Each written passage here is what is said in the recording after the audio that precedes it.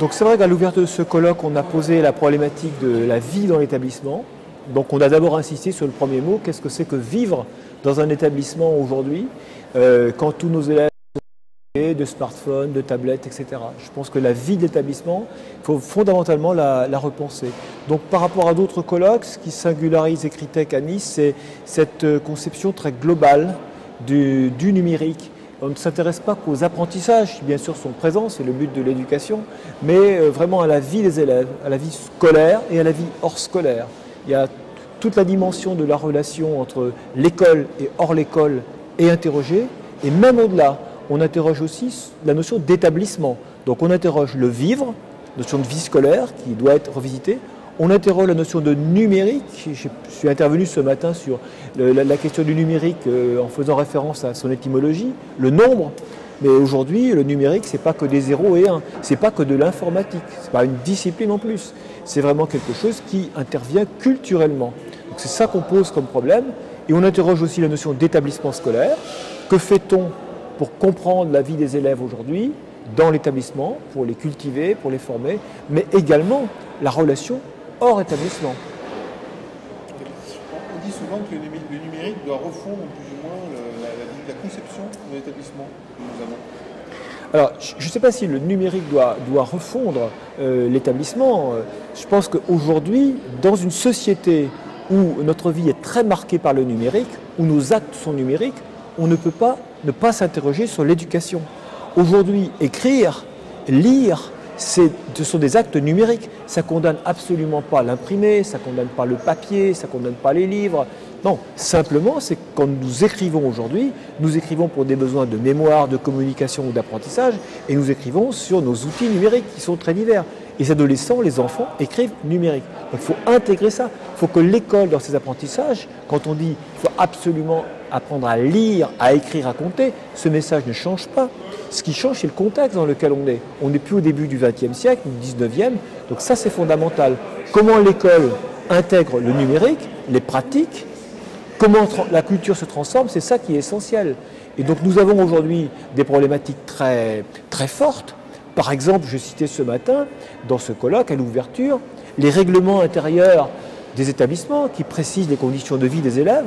Autorisent-ils les smartphones et autres téléphones ou sont-ils encore dans l'interdiction? Et la question, c'est comment peut-on former à cet usage si on est dans l'interdiction?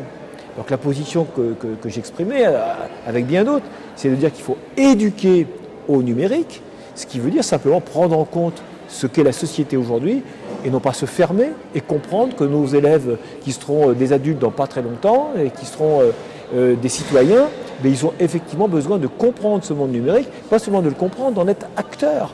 C'est vraiment une transformation. Donc l'école elle-même n'a pas simplement à intégrer le numérique, elle a à penser son évolution en tant que structure de formation et d'éducation. Je suis complètement persuadé que l'école doit être en quelque sorte dépassée, se dépasser pour aller vers se projeter. Alors ce n'est pas uniquement du e-learning. Tout demain ne sera pas du tout sur Internet, on ne va pas avoir que des cours en ligne. Bien sûr que non, le présentiel, l'acteur, le professeur est fondamentalement présent, ça c'est essentiel. Mais l'école doit intégrer ça et à une vitesse assez élevée. Il faut travailler beaucoup sur cette question-là. Ça veut dire quoi? Ça veut dire que l'école de la République, c'est un peu l'égalité des chances. Et l'égalité face au numérique dans la société n'est pas du tout respectée. Dans les strates de population qui n'ont pas accès au numérique, on parle des fois d'illettrisme numérique. Est-ce que le rôle de l'école au quotidien ou l'établissement, c'est aussi de jouer ce rôle d'expliquer à ceux qui ont moins d'informations sur le numérique ce que ça peut prendre en compte au quotidien? Le numérique par rapport à la question des inégalités, c'est évident que ça existe. Mais les inégalités ne sont pas du tout dues au numérique. Les inégalités sont dues à des facteurs qui sont structurels. Par exemple, on voit bien qu'aujourd'hui, on a un millefeuille d'organisation de l'école, ce qui a été défini il y a maintenant une trentaine d'années en termes de décentralisation et de déconcentration.